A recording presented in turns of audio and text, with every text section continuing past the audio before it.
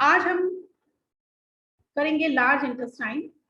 हम कर रहे हैं डाइजेशन एंड एब्जॉर्प्शन चैप्टर 16 और आज का हमारा टॉपिक है लार्ज इंटेस्टाइन।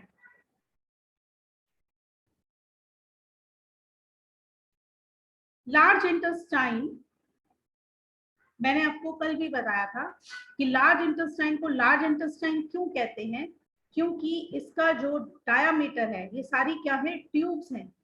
हमारे डाइजेस्टिव सिस्टम की ये सब क्या है, ये सब ट्यूब्स हैं। और लार्ज इंटेस्टाइन जो है उसको लार्ज क्यों कहा जाता है, क्योंकि इसका जो डायामीटर है वो बड़ा है, इसलिए ये एक मोटी ट्यूब है, इसीलिए ये क्या है, large intestine.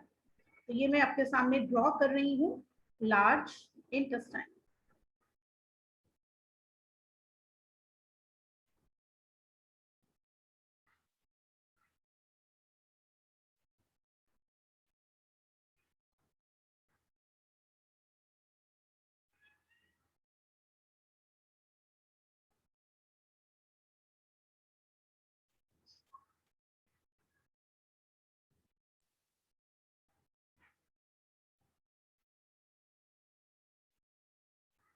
This is large intestine.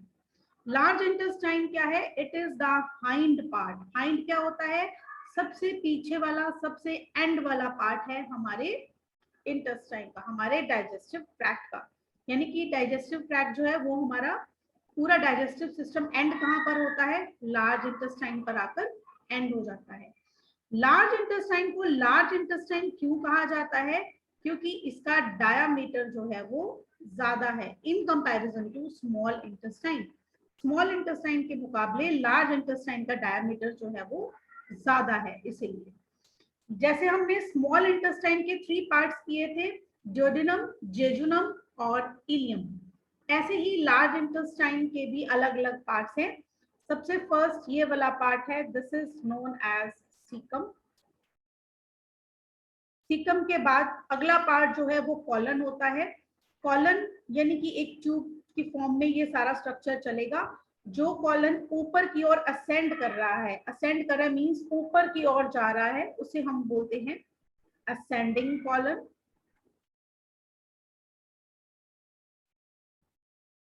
जो कॉलन का पार्ट ट्रांसवर्सली, ट्रांसवर्स मतलब यूं राइट टू लेफ्ट इस तरह से ट्रांसवर्सली जा रहा है, उसे हम कहेंगे ट्रांसवर्स कॉलन। जो कॉलन का पार्ट डिसेंड कर रहा है यानी कि ऊपर से नीचे आ रहा है, उसे हम बोलेंगे डिसेंडिंग कॉलन।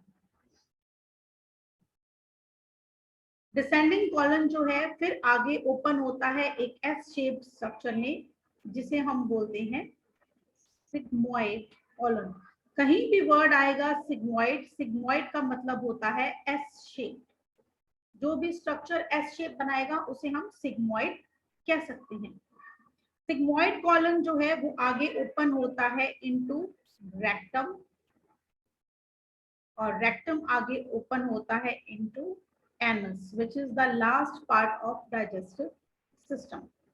ठीक है, तो अगर हम ब्रॉडली देखें तो जो लार्ज इंटेस्टाइन है उसके पार्ट्स हैं, number 1 caecum, number 2 colon, number 3 rectum and number 4 anus. Colon के आगे पार्ट्स हैं असेंडिंग कॉलन, मतलब सीकम से ऊपर की ओर जो जा रहा है वो असेंडिंग कॉलन, जो ट्रांसवर्सली जा रहा है वो ट्रांसवर्स कॉलन, और जो नीचे की तरफ आ रहा है वो डिसेंडिंग कॉलन। डिसेंडिंग कॉलन के बाद एस शेप में जो कॉलन जा रहा है, रेक्टम की ओर जाकर खुल रहा है, वो है सिग्मोइड कॉलन। ठीक है, तो ये पार्ट्स होते हैं लार्ज इंटेस्टाइन के। अब इसके बारे में हम डिटेल में पढ़ते हैं। सबसे पहले है हमारे पास सीकम। सीकम के साथ आप देख रहे हैं स्मॉल इंटेस्टाइन यहीं पे सीकम पर ही आकर खुलता है। स्मॉल इंटेस्टाइन का लास्ट पार्ट कौन सा था, इलियम। तो इलियम यहाँ कहीं आकर इसमें ओपन होगा और सारा जो डाइजेस्टिव फूड है वो यहाँ पर सीकम के अंदर डाल दिया जाएगा। सीकम के साथ अगर आप यहाँ देखें तो एक ब्लाइंड ट्यूब है। ब्लाइंड ट्यूब हम किसे कहते हैं, जो एक तरफ से तो ओपन है और दूसरी तरफ से वो क्लोज्ड है, तो उसे हम क्या कहेंगे, ब्लाइंड ट्यूब। यहाँ से एक ब्लाइंड ट्यूब ओपन हो रही है जिसे हम बोलते हैं अपेंडिक्स। अपेंडिक्स के बारे में आप लोगों ने सुना होगा कि कई लोगों ने सुना होगा कि अपेंडिक्स का जी मेरा ऑपरेशन हुआ है। तो ये अपेंडिक्स एक्चुअल में है क्या? अपेंडिक्स जो है, जब हम लोग एप्स थे, आदि मानव थे, जब हमें खाने को पकाकर नहीं आता था कि खाने को पकाकर कैसे खाना है, जब हमें पास आग नहीं थी, फायर की डिस्कवरी नहीं हुई थी, उस टाइम पर ये अपेंडिक्स हमारे बहुत काम आता था। क्या काम आता था? ये जो अपेंडिक्स है ये कुछ टाइम के लिए टेम्परेरीली फूड को स्टोर करके रखता है, प्लस इसके अंदर कुछ ऐसे एंजाइम्स भी होते हैं जो कि फूड को रॉ फॉर्म में, यानी कि कच्चा फूड जो है उसको डाइजेस्ट करने के भी काम आता है। अभी भी कुछ एक मैमल्स जैसे कि रैबिट, उसके अंदर अपेंडिक्स होता है और वो अपेंडिक्स काम भी करता है। लेकिन हमने जैसे जैसे हमारी जो है डिस्कवरीज हुई, नई नई एप्स ने, आदि मानव ने, होमोसेपियंस ने अपनी जो है सिविलाइजेशन को और ज्यादा बढ़ाया, फायर को जो है डिस्कवर कर लिया, तो हमें पता चल गया कि हमें फूड जो है कच्चा खाने की जरूरत नहीं है, हम इसको पकाकर भी खा सकते हैं। तो उसके बाद क्या हुआ, हमने रॉ फूड खाना बंद कर दिया, और रॉ फूड खाना बंद करने के कारण जो ये अपेंडिक्स है ये हमारे अंदर क्या बन गया, vestigial organ. Basically vestigial organ क्या होता है, एक ऐसा ऑर्गन जो एनाटॉमिकली हमारे पास है, एनाटॉमिकली मींस जो स्ट्रक्चर जिसका हमारे पास प्रेजेंट है, लेकिन वो हमारे लिए फंक्शन लेस है। कोई भी फंक्शन हम उससे कोई भी उसको यूज नहीं कर रहे हैं, बस वो है हमारी बॉडी के अंदर। क्यों है? क्योंकि हमारे पूर्वजों में, हमारे पहले, हमारे से इंसान बनने से पहले जो भी हम थे उनके अंदर वो काम कर रहा था, तो हमारे अंदर वो ऑर्गन एज इट इज रह गया। वैसे ही हमारे पास है अपेंडिक्स, एक वेस्टिजियल ऑर्गन। तो अब जब हमें रॉ फूड खाना ही नहीं है तो हमें अपेंडिक्स की जरूरत नहीं है। लेकिन कुछ लोग जो कि रॉ फूड खाते हैं, जो लोग रॉ सैलेड्स खाते हैं, ऐसे लोगों के अंदर ज्यादातर जो अपेंडिक्स है उसके अंदर इंफेक्शन हो जाती है। इंफेक्शन किस चीज की? इंफेक्शन हो जाती है बैक्टीरिया की, क्योंकि जो चीज यूज नहीं होती उसके अंदर अगर बैक्टीरिया या फिर माइक्रो ऑर्गेनिज्म चले जाएं तो वो बहुत ज्यादा नुकसान कर सकते हैं। तो अपेंडिक्स हम यूज तो करते नहीं है, अगर इसमें फूड के साथ कुछ बैक्टीरिया चले जाते हैं, ऐसे खासकर अगर हम फूड को कच्चा खाते हैं या हाफ कुक खाते हैं, तो उस केस में वो अपेंडिक्स में इंफेक्शन कर सकते हैं, और इस कंडीशन को हम बोलते हैं अपेंडिसाइटिस। एक बात याद रखना बच्चों, आइटिस, जिस भी ऑर्गन के नेम के साथ आइटिस लग जाए मतलब उस ऑर्गन की क्या हो गई है, इन्फ्लामेशन। क्या होती है इन्फ्लामेशन? इन्फ्लामेशन मतलब उस जगह का जो है रेड हो जाना, उस जगह का जो है वार्म अप हो जाना, वो जगह गर्म हो जाना, उस जगह पर पेन होना, ठीक है, और वहां का फंक्शनलेस हो जाना, उस पार्ट का फंक्शनलेस हो जाना, ठीक है। तो ये किसी भी बैक्टीरिया की वजह से होता है, और इस डिजीज को हम बोलते हैं अपेंडिसाइटिस। इसका हमारे पास कोई ट्रीटमेंट नहीं है, हम कोशिश करते हैं दवाइयों से, लेकिन हमें एंड पे इसका सर्जरी करके अपेंडिक्स को बाहर निकालना ही पड़ता है। इसका ट्रीटमेंट हमारे पास सिर्फ यही है, ठीक है। तो ये अपेंडिक्स कहाँ लगा हुआ है, सीकम, जो कि कॉलन का सॉरी लार्ज इंटेस्टाइन का फर्स्ट पार्ट है, उसके साथ एक ब्लाइंड ट्यूब है, दैट इज अपेंडिक्स। सीकम जो है एक ऐसा पार्ट है हमारे लार्ज इंटेस्टाइन का जिसके अंदर रहते हैं बैक्टीरिया। यस, आपने बैक्टीरिया हमेशा इन्फेक्शन में ही पढ़ा है कि बैक्टीरिया जो है वो हमें बीमार करते हैं, माइक्रो ऑर्गेनिजम्स हैं, लेकिन ये बात हर एक बैक्टीरिया पर जो है वो लागू नहीं होती है। कुछ एक ऐसे भी बैक्टीरिया हैं जो हमारे लिए अच्छा काम भी करते हैं। अच्छा काम मतलब जो हमारे लिए यूजफुल है, जैसे कि सिक्कम में रहने वाले कुछ बैक्टीरिया है जो हमें वाइटामिन रिलीज करके देते हैं, vitamin B2, vitamin B12, and riboflavin. ये कुछ विटामिन हैं जो सीकम में रहने वाले बैक्टीरिया जो हैं वो हमें बनाकर देते हैं। हमारी बॉडी के अंदर ये विटामिन नहीं होते हैं, हमें फ्रूट्स की फॉर्म में एक्स्ट्रा लेने पड़ते हैं, लेकिन ये हमें ये विटामिन प्रोवाइड कर देते हैं। ठीक है, तो सीकम जो है इनडायरेक्टली जो भी हमारे फूड के अंदर वाटर है उसको भी एब्जॉर्ब कर लेता है। जितना भी वाटर है डाइजेस्टेड फूड में, पानी को क्यों जो है बॉडी के बाहर निकालना है इतना, जो भी फूड में वाटर है, अगर आप पूरा दिन पानी नहीं पीती हैं, आप चपाती खा रहे हो, आप सब्जी खा रहे हो, सब चीजों के अंदर तो पानी डलता है, हर एक फ्रूट के अंदर पानी है, तो ये सारा वाटर जो है बॉडी से बाहर नहीं जाने दिया जाता, ये सारा लार्ज इंटेस्टाइन में एब्जॉर्ब हो जाता है, यानी कि इसकी जो वॉल्स है वो सारा इसको एब्जॉर्ब करती हैं। और लार्ज इंटेस्टाइन का मेन काम भी यही है, किसकी एब्जॉर्प्शन करना, वाटर की। ठीक है, उसके बाद जो बैक्टीरिया यहाँ रह रहे हैं वो यहाँ विटामिन रिलीज करके दे देते हैं, जो वापस ब्लड के अंदर चले जाते हैं और हमारे काम आते हैं। अगला पार्ट जो है that is colon. Large intestine का अगला पार्ट है कॉलन। कॉलन क्या है, एक ट्यूब लाइक स्ट्रक्चर है and it is the longest part of, it is the longest part of large intestine. ठीक है, ascending colon, transverse colon, descending colon और sigmoid colon, चार टाइप्स हैं इस कॉलन की according to their position. ascending colon वो है जो सीकम से शुरू होकर ascend करता है, उसे हम बोलेंगे ascending colon। ठीक है, फिर है ट्रांसवर्स कॉलन। ट्रांसवर्स कॉलन क्या है, जो हमारे लार्ज इंटेस्टाइन के राइट पार्ट से लेकर लेफ्ट पार्ट तक चलता है, वो क्या है, ट्रांसवर्स कॉलन। सारे ही इस रास्ते में हो क्या रहा है, वाटर की एब्जॉर्प्शन। जितना फूड के अंदर अब वाटर था वो सारा इसकी दीवारों में वापस रीअब्सॉर्ब होता जा रहा है। और कॉलन जो है मैंने आपको बताया लॉन्गेस्ट पार्ट, वो इसी वजह से ही है कि जितना भी फूड के अंदर पानी है ज्यादा से ज्यादा उसको रीअब्सॉर्ब कर लिया जाए, वापस रख लिया जाए। फिर आता है डिसेंडिंग कॉलन, जो कि हमारे एब्डोमेन के, हमारे पेट के लेफ्ट से लेके नीचे की ओर जाता है, that is descending colon.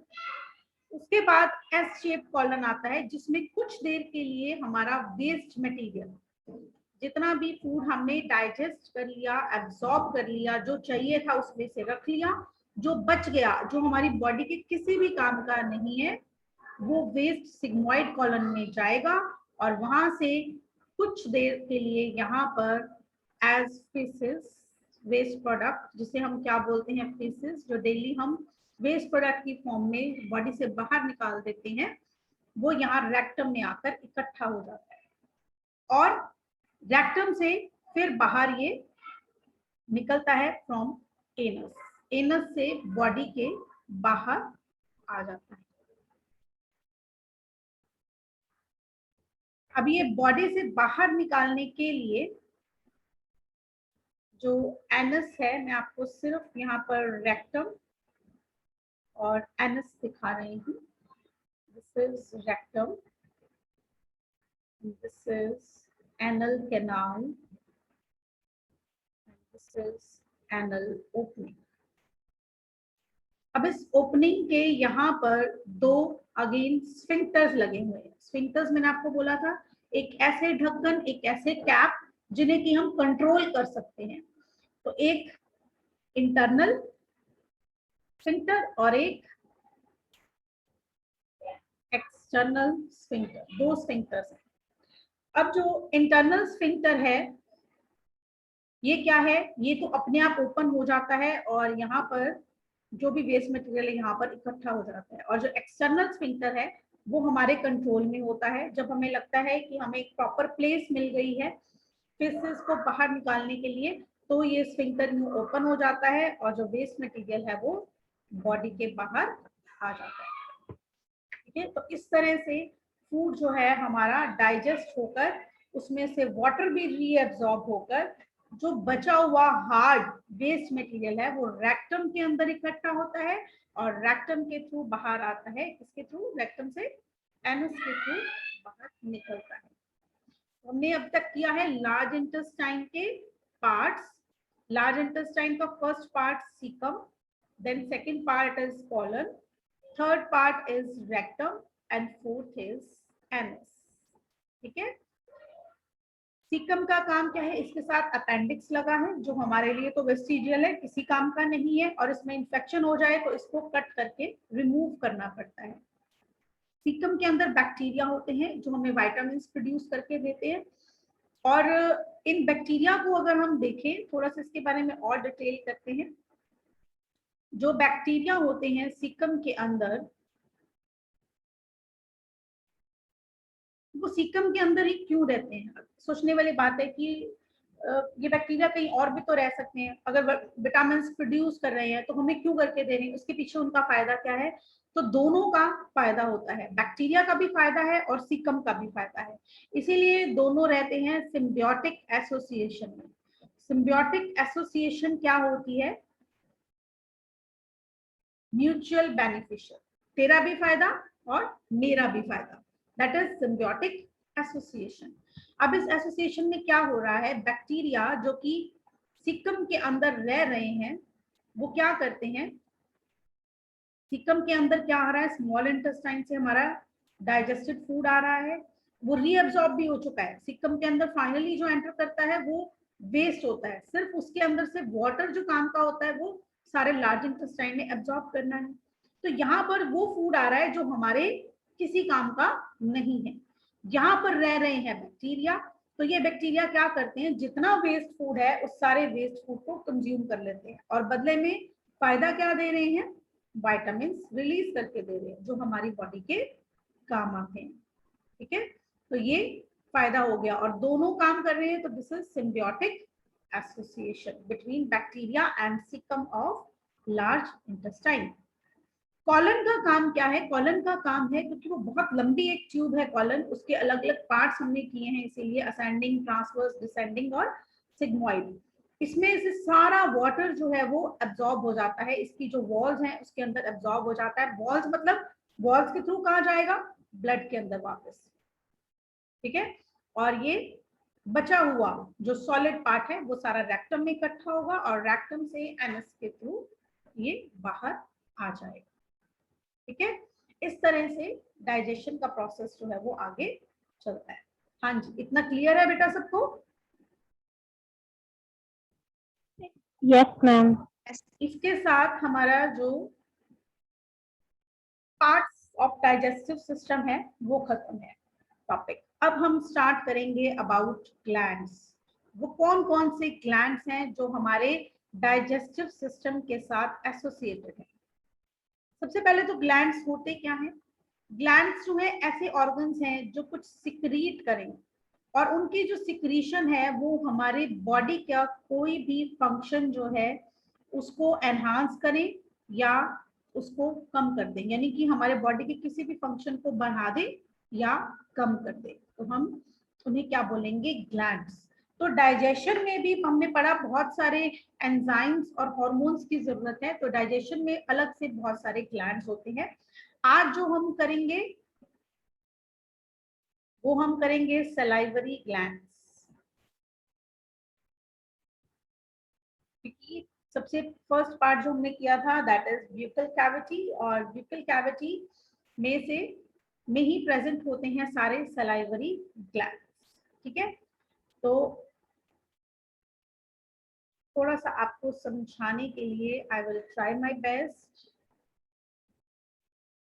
Don't laugh what I draw, सिर्फ आपको समझाने के लिए मैं थोड़ा सा ये ड्रॉ करके दिखा रही हूँ।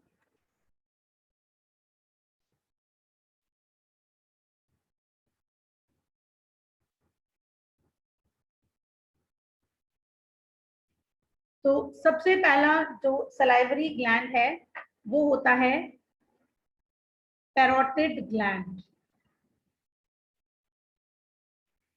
पैरोटिड ग्लैंड कहाँ होता है? ये हमारे चीक्स वाले रीजन में, कहाँ पर, in front of and below the year. कहाँ पर होता है पैरोटिड ग्लैंड? चीक्स के अंदर, लेकिन चीक्स के अंदर यहाँ सेंटर में नहीं, आप मेरी तरफ देख सकते हैं, ये हमारा ईयर है, ईयर के नीचे और आगे की तरफ, यहाँ चीक्स में इस तरफ को, ईयर्स के बिलो एंड फ्रंट, आगे की तरफ, ये इस जगह पर प्रेजेंट होता है पैरोटिड ग्लैंड्स, एक राइट साइड में तो एक left side. These are parotid glands. Parotid glands जो हैं, they are the largest glands, largest salivary glands. Salivary glands में से सबसे बड़े साइज के parotid glands ही जो है वो प्रेजेंट होते हैं। जो parotid glands हैं, इनके अंदर कभी कभी मिक्सोवायरस की इंफेक्शन भी हो जाती है। मिक्सोवायरस एक तरह का वायरस है और इसकी वजह से एक कंडीशन प्रेजेंट होती है जिसे हम बोलते हैं मम्स। आपने कभी ये सुना होगा कि कनपेड़ू या कुछ इस तरह के जिनको भी मम्स की इंफेक्शन हो जाती है तो उनका फेस ऐसे यहाँ से दोनों तरफ से ऐसे इतना फूल जाता है। तो ये वायरस जो है वो मिक्सोवायरस जो है वो पैरोटिड ग्लैंड को ही इफेक्ट करता है और उसकी वजह से वो फूल कर इतना हो जाता है कि इतना पतला सा किसी का फेस हो तो वो इतना चौड़ा बन जाता है। कुछ दिनों बाद ये इन्फेक्शन जो है अपने आप ही, क्योंकि वायरस है, वायरस जब बॉडी को छोड़ देता है तो अपने आप ही बॉडी रिकवर करने लग जाती है। ठीक है, तो मिक्सोवायरस जो है वो मम्स क्रिएट कर सकता है इन पैरोटिड ग्लैंड्स। ठीक है, तो पैरोटिड ग्लैंड जो कि लार्जेस्ट ग्लैंड है ऑफ सलाइवरी ग्लैंड्स, करना क्या है, इनकी जो सिक्रीशन है, जो पैरोटिड ग्लैंड्स हैं वो कंट्रीब्यूट करेगी टू फॉर्म सलाइवा। तो इसकी सिक्रीशन जो है वो सलाइवा फॉर्म करती है। सलाइवा का क्या फंक्शन है, सलाइवा होने से क्या फायदा है कि हमारा जो फूड है वो अच्छे से मिक्स हो जाता है और जो भी हमने फूड अपने माउथ में डाला है वो अच्छे से हम उसको जो है मॉइस्चर करके एक बोलस की फॉर्म में बना सकते हैं। प्लस सलाइवा के अंदर बहुत सारे ऐसे जो है सिक्रीशन साथ एक एंजाइम भी होता है जो कि स्टार्च या कार्बोहाइड्रेट को डाइजेस्ट करने में भी हेल्प करता है। ये हम डाइजेशन ऑफ फूड जब अगला टॉपिक स्टार्ट करेंगे तो उसमें डिटेल में करेंगे। ठीक है, अब ये जो ग्लैंड्स हैं, जितने भी सलाइवरी ग्लैंड्स हैं, they all are exocrine. School में आपने पढ़ा होगा ग्लैंड्स दो तरह के होते हैं, एक होते हैं एक्सोक्राइन और एक होते हैं एंडोक्राइन। एक्सोक्राइन जो किसी डक्ट के थ्रू अपनी सिक्रीशन जो है वो पोर करते हैं और एक्सोक्राइन जो ग्लैंड्स बिना किसी डक्ट के किसी मैसेंजर के थ्रू अपनी सिक्रीशन जो है वो बाहर निकालते हैं। तो यहाँ पर मैं कह रही हूँ कि सलाइवरी ग्लैंड्स एक्सोक्राइन है, मींस इनकी डक्ट है, यानी कि ये जो दिस इज buccal cavity, इसने माउथ अगर ओपन कर लिया है इसने तो इसके अंदर ये पैरोटिड ग्लैंड्स की ये डक्ट जो है वो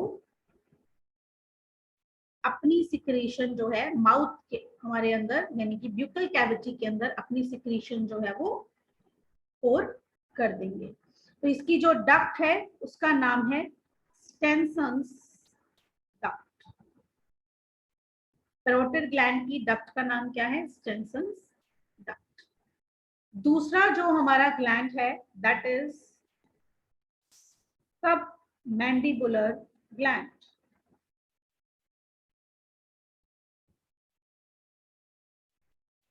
सब का मीन्स होता है बिलो यानी कि नीचे, और मैंडिबुलर यहाँ पर वर्ड आया है मैंडिबल से। मैंडिबल क्या होते हैं, ये जो हमारी जॉ वाली बोन है, हमारा जबड़ा है, ये लोअर जॉ। इसके अलोंग यहाँ पर चलते हैं हमारे कौन सा ग्लैंड, सब मैंडिबुलर ग्लैंड।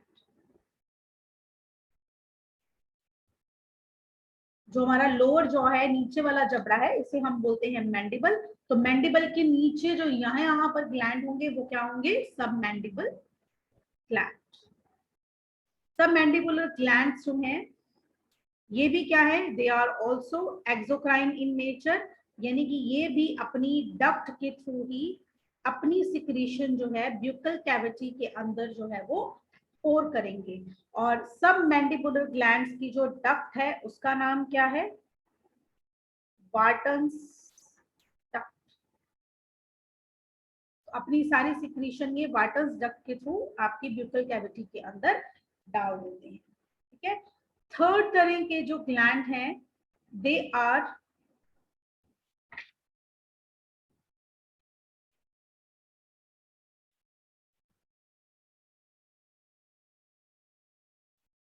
Sublingual gland. ये मैं दिखा रही हूं टंग। लिंगुअल, लिंगुअल जो वर्ड है वो आया है लैंग्वेज से, ठीक है। Lingual, lingual means language, language means speaking, बोलना, और बोलने में हमें कौन हेल्प करता है? टंग। तो ग्लैंड्स का नाम क्या है? सब लिंगुअल, यानी कि किसके नीचे? टंग के नीचे वाले हमारे ग्लैंड्स। तो टंग के नीचे भी जो यहाँ पर टंग के नीचे यहाँ पर ग्लैंड प्रेजेंट होंगे, they are third type of glands called sublingual glands. अब पैरोटिड ग्लैंड की एक डक्ट थी स्टेनसन्स डक्ट, सबमैंडिबुलर की एक डक्ट थी वाटर्स डक्ट, लेकिन जो ये सबलिंगुअल ग्लैंड्स हैं इनकी 10 डक्ट्स होती हैं। यानी कि इस ग्लैंड्स में से 1 2 3 4 5 6 7 8 9 एंड 10, 10 इस तरह से छोटी छोटी डक्ट्स यानी कि पतली पतली ट्यूब्स निकलती हैं, और वो सारी जो भी सिक्रीशन है इन ग्लैंड्स की वो सारी कहां पर पोर कर देती है? In the buccal cavity. इन डक्ट्स को बोलते हैं डक्ट्स ऑफ रिवीनियन, इन्हें हम कहते हैं डक्ट्स ऑफ रिवीनियन, ठीक है। तो ये 3 तरह के ग्लैंड्स मिलकर बनाते हैं क्या? सलाइवा। सलाइवा जिसका पीएच होता है 6.7 to 6.8। इसके अंदर एक एंजाइम भी होता है टाइलिन, या जिसे हम बोलते हैं सलाइवरी एमाइलेज।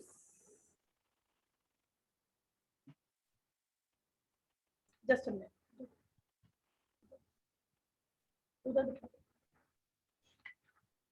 टाइलिन और सलाइवरी एमाइलेज।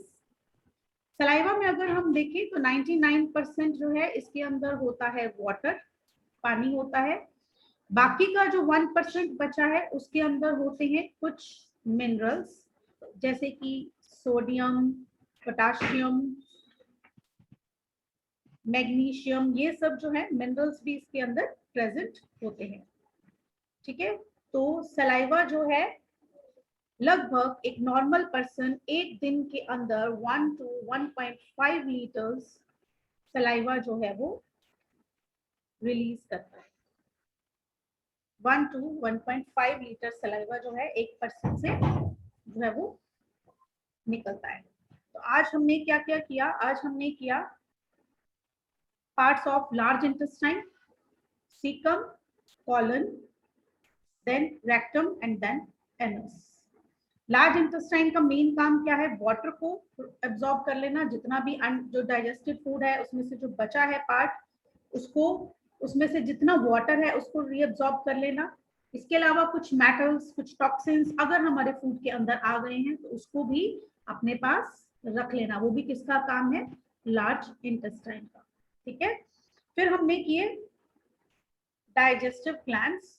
डाइजेस्टिव ग्लैंड्स में 3 तरह के ग्लैंड आ जाते हैं, उनमें से लार्जेस्ट सबसे बड़ा ग्लैंड कौन सा है? Parotid gland. पैरोटिड ग्लैंड कहाँ पर होता है? चीक्स में, ईयर के नीचे और फ्रंट साइड पर। इनकी अगर इंफेक्शन हो जाए मिक्सोवायरस से उस डिजीज को हम बोलते हैं मम्प्स। पैरोटिड ग्लैंड की सिक्रीशन कंट्रीब्यूट करती है सलाइवा बनाने में, और इसकी डक्ट का नाम क्या है? स्टेनसन्स डक्ट, जो इसकी ये ट्यूब निकल रही है। दूसरा ग्लैंड हमने किया सब मैंडिबुलर ग्लैंड। मैंडिबल के नीचे जो ग्लैंड है दैट इज सब मैंडिबुलर ग्लैंड। मैंडिबल क्या होता है? लोअर जॉ, हमारे नीचे वाला जो जबड़ा है लोअर जॉ, तो उसके पास पहले होता है सब मैंडिबल ग्लैंड, और इसकी डक्ट का नाम है वाटन्स डक्ट। चाहे स्टेनसन्स डक्ट है, चाहे वाटन डक्ट है, चाहे डक्ट्स ऑफ रिवीनियन है, सभी कहां पर ओपन होते हैं? Into the buccal cavity. Third है सबलिंगुअल ग्लैंड। लिंगुअल मैंने आपको बोला है, लिंगुअल मींस टंग, जहां से हम बोलते हैं, जो लैंग्वेज के काम आता है। तो टंग जो है हमारी, उसमें ओपन उसके नीचे जो है 10 डक्ट्स वाला ये ग्लैंड होता है, सबलिंगुअल ग्लैंड्स, और इन डक्ट्स को हम बोलते हैं डक्ट्स ऑफ विविनिया। सारी सिक्रीशंस मिलाकर बनता है सलाइवा।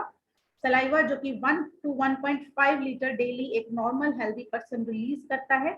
इसका पीएच होता है 6.7 to 6.8 और इसमें एक एंजाइम प्रेजेंट होता है टाइलिन या सलाइवरी अमाइलेज, जो स्पेशली स्टार्च को डाइजेस्ट करने में यूज होता है।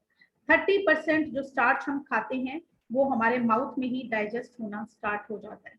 सलाइवा और कुछ नहीं है, 99% वाटर और 1% इसके अंदर मिनरल्स और एंजाइम्स, ये सब चीजें प्रेजेंट होती हैं। This was all about today's lecture.